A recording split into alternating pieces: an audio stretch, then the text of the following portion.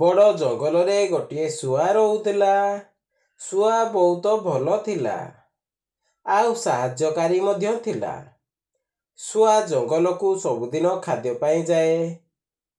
से दिन मध्य खाद्य पाई जाइथिला। किछि खाद्य खाई आउ किछि खाद्य धरी फेरुथुला।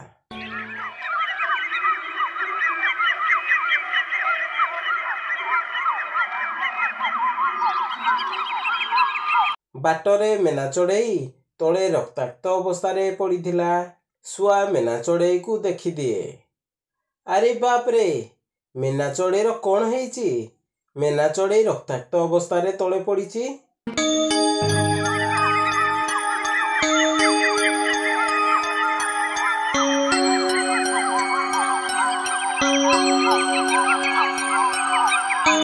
तापरे शुआ मेना चढ़ई पाखकू चली जाए। अरे मेना चढ़ई, तोर कौन हेइची? तू तो आज सकाळे भल थिलु आउ तोर पिलामानक पई मध्य खाद्य पाई आसीथिलु। मेना चढ़ई कुहे, अरे शुआ भाई, हाँ मु आज सकाळे भल थिली आउ मोर पिलामानक पई मध्य खाद्य पाई आसीथिली।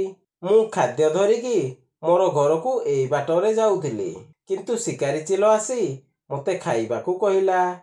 तापरे आम दुई जनक मध्यरे माड़ गंडगोल हेबार लागिला। चिल मते मारी एठारे पकाई देला आउ एठारु चली गला। मु एठारे खसी पड़िली। मु आउ एठारु जाई पारिली नाही।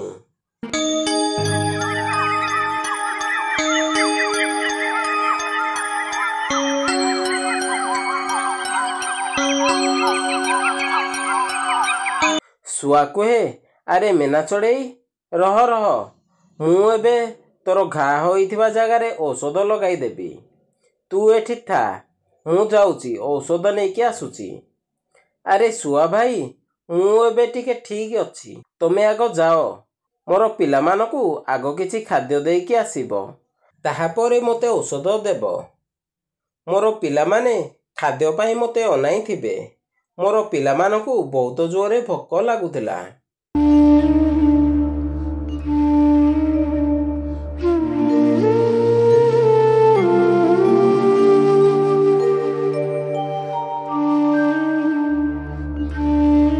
शुआ जो खाद्य धरी दिला, से खाद्य धरी मेना चढ़ईर घर आड़कू चलिला।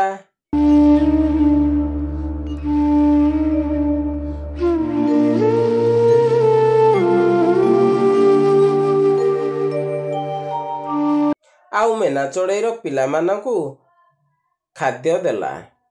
मेना चढ़ईर पिलामाने कहती, शुआ दादा, आम माँ कुआड़े गले? आम माँ आम पाखकू आसिलेनी कौन पाई? आमे आम माँ पाखकू जीवु, नहले आमे खाद्य खाइबु नहीं।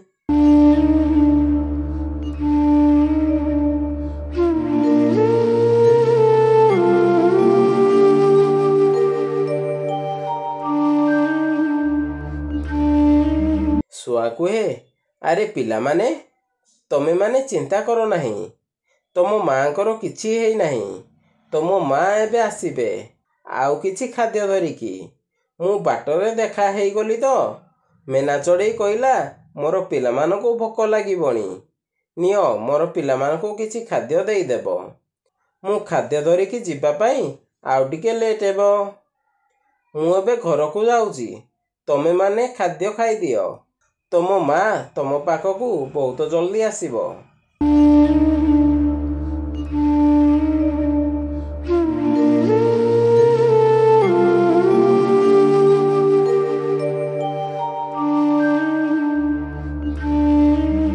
एमिति कही शुआ सेठारु चली जाए। आउ किछि औषध पत्र धरी मेना चढ़ई पाखकू चली जाए। मेना चढ़ई को औषध पत्र लगाई दिए आउ किछि औषध पत्र खाइबाकू दिए।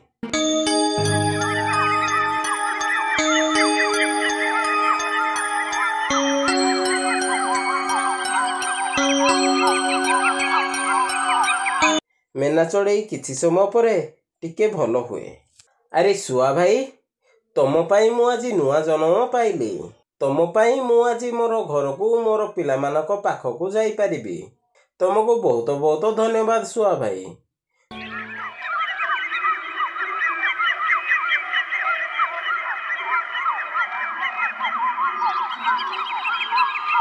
ଶୁଆ କୁହେ, ଆରେ ପାଗେଳି, ତୁ ସେତିକି ଧନ୍ୟବାଦ ଦେ। ତୁ ଚାଲ, ଆମେ ତୋର ଘରକୁ ଯିବା। ତୋର ପିଲାମାନେ ତୋତେ ଅପେକ୍ଷା କରିଥିବେ। ତାହାପରେ ଶୁଆ ଆଉ ମେନାଚଢ଼େଇର ଘର ଆଡ଼କୁ ଚାଲନ୍ତି।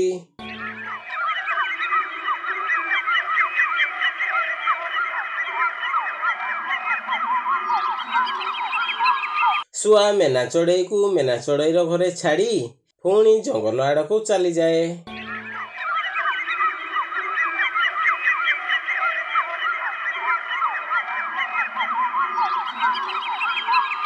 ଯାଉ ଯାଉ ବାଟରେ ବୁଲବୁଲି ମାଉସୀ ମନ ଦୁଃଖରେ ବସିଥାଏ।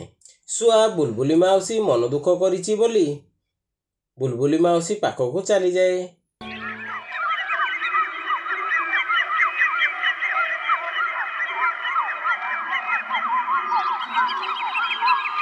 ଆରେ ବୁଲବୁଲି ମାଉସୀ, କ'ଣ ହେଇଛି ତମର? କ'ଣ ପାଇଁ ମନ ଦୁଃଖରେ ଏଠି ବସିଛ? ଚାଲ ତମ ଘରକୁ ଯିବା। ଆରେ ଶୁଆ, ମୁଁ ତ ବୁଢ଼ା ହୋଇଗଲିଣି। ମୁଁ ଏବେ ଅଦରକାରୀ। ମୁଁ ଚାହିଁଲେ ବି ମୁଁ ମୋର ନିଜ ପାଇଁ ଖାଦ୍ୟ ଆଣି ପାରୁନାହିଁ। ମୁଁ 3-4 ଦିନ ହେବ କିଛି ବି ଖାଇନି। ମୁଁ ଖାଦ୍ୟ ଟିକେ ପାଇଁ ଆସିଥିଲି, କିନ୍ତୁ ଟିକିଏ ବାଟ ଉଡ଼ିଲେ ମୁଁ ଆଉ ଉଡ଼ି ଆଗକୁ ଯାଇପାରୁନି। ମୋତେ ଥକା ଲାଗୁଛି। ମୁଁ ଏବେ ଘରକୁ ଗଲେ କ'ଣ ଖାଇବି?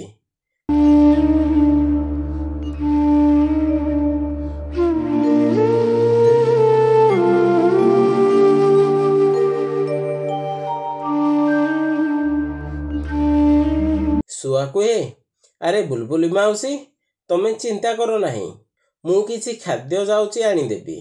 ଏମିତି କହି ଶୁଆ ସେଠାରୁ ଚାଲିଯାଏ।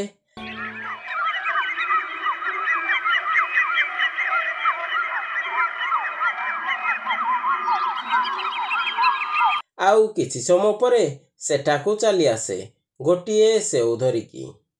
ବୁଲବୁଲି ମାଉସୀ ସେଓ ଦେଖିଲା ମାତ୍ରେ ସାଙ୍ଗେ ସାଙ୍ଗେ ସେ ସେଓଟି ଖାଇଦିଏ।